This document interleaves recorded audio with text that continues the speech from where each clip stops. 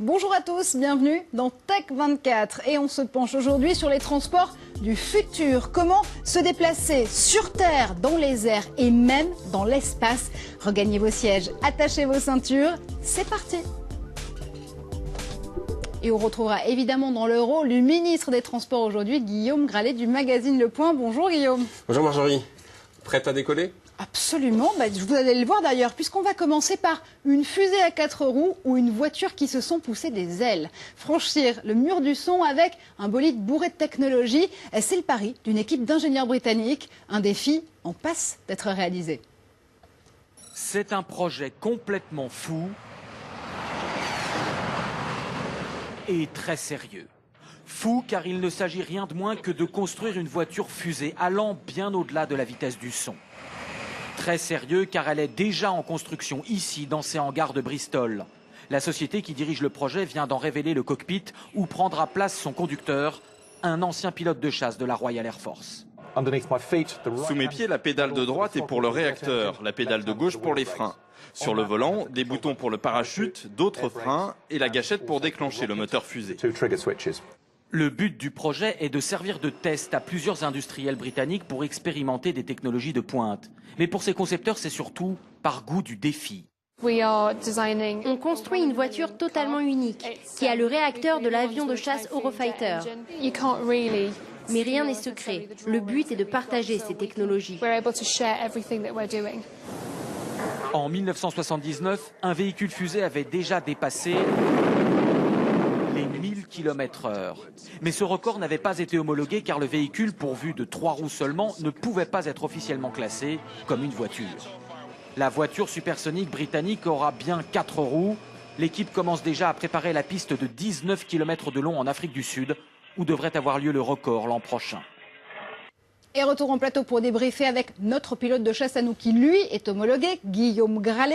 Guillaume, on a l'impression finalement que dans ce futur des transports, le futur, c'est déjà aujourd'hui. Oui, on voit des véhicules de plus en plus intelligents. Alors on savait, on connaît les voitures sans conducteur, les voitures Hyundai par exemple, qui vont anticiper la présence de radars. Mais le projet que je trouve le plus fabuleux et qui va bientôt se réaliser d'ailleurs, il s'appelle Skytrans. En fait, c'est un tramway avec suspension magnétique. Et en fait, ce tramway, vous allez pouvoir le commander, voir s'il y a de la place à l'intérieur grâce à votre smartphone. Vous allez voir le temps qu'il vous reste avant votre destination. Et ce qui est vraiment fabuleux, ce qui m'a vraiment impressionné, c'est que c'est en construction. Ça va bientôt être opérationnel à Tel Aviv. Et justement, ce qui est assez formidable avec ces transports du futur, c'est qu'ils sont protéiformes. On ne s'interdit rien. Effectivement, vous avez ces projets d'une voiture qui va s'accoupler en fait avec une caravane et donner naissance en fait à un camping-car, mais les voitures font ce qu'elles veulent avec le camping-car, personnellement. Effectivement, les voitures vivent. En fait, le projet le plus fascinant, là encore, il s'appelle le Straddling Bus. En fait, vous avez un bus qui va surplomber les voitures. Et en fait, le coup de génie, c'est qu'il n'y a pas besoin de construire une nouvelle voie de circulation. Ça va éviter les embouteillages. Le seul petit point négatif, c'est que certains camions, ceux qui seront trop hauts, ne pourront pas passer en dessous. Oui, parce qu'on veut des transports urbains, malins, intelligents, mais aussi écolos. Effectivement, c'est une grande tendance. Alors, il y a un projet français, européen, qui est né chez Airbus, qui s'appelle Li-Fan. C'est un avion électrique qui verra le jour en 2017. Il fait beaucoup moins de bruit, c'est Arnaud Montebourg qui le dit, qu'un sèche-cheveux, et il ne consomme pas une goutte de kérosène. Donc Arnaud Montebourg se sèche les cheveux.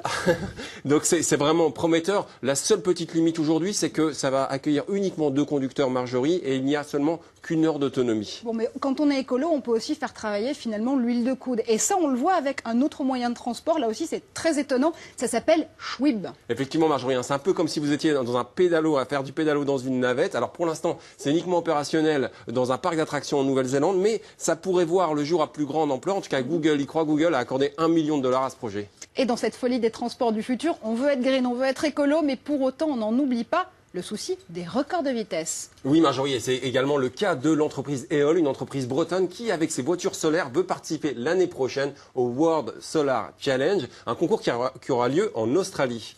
D'ailleurs, cette course à la vitesse, elle est incarnée par un innovateur à tout crin qui s'appelle Elon Musk. Fondateur de PayPal et patron de Tesla Motors. Effectivement, et qui, grâce à un train sous vide, veut lui arriver à la vitesse de 1200 km/h. C'est absolument fantastique. Le seul petit bémol aujourd'hui, Marjorie, c'est que ça coûte très cher, autour de 6 milliards d'euros. Il y a un autre projet un petit peu fou, il s'appelle Skylon. Ça vient d'une entreprise britannique, Reaction Engines.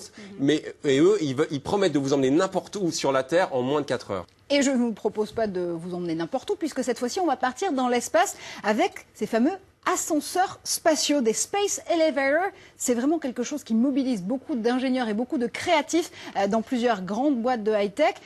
C'est un projet complètement fou. Effectivement, Marjorie, on va pouvoir s'envoyer en l'air. C'était d'ailleurs un vieux rêve du futuriste Arthur Clarke. Alors, des projets d'ascenseurs spatiaux, il y en a énormément. Il y en a un à la NASA, il y en a un autre chez Google X, vous savez, ce laboratoire secret de Google. Et puis, il y a ce projet un petit peu fou du designer turc Erdem Tuzun, qui lui nous amène directement aux Galapagos et qui a un projet d'emmener des tortues dans un monde un peu merveilleux. On se retrouve un petit peu dans le monde du film Elysium, un petit peu comme si on recréait un autre espace en dehors de la Terre. On va quand même revenir un tout petit peu sur Terre et garder les pieds justement sur cette bonne vieille Terre, quoique on me parle de téléportation. Effectivement, Marjorie, il s'est passé fin mai quelque chose d'absolument fondamental à l'université de Delft aux Pays-Bas. En fait, des chercheurs ont réussi à téléporter de 3 mètres un tout petit morceau de matière. C'est extrêmement prometteur. Alors, certes, on n'est pas à la téléportation humaine telle qu'on l'entend dans Star Trek, mais c'est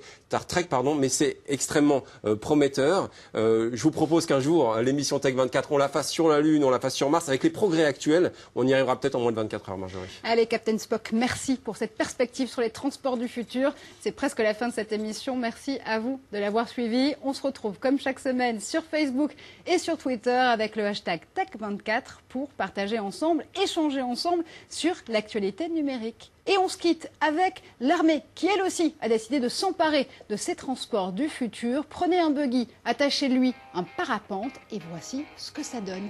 Restez connectés, on se retrouve la semaine prochaine sur le plateau de Tech 24.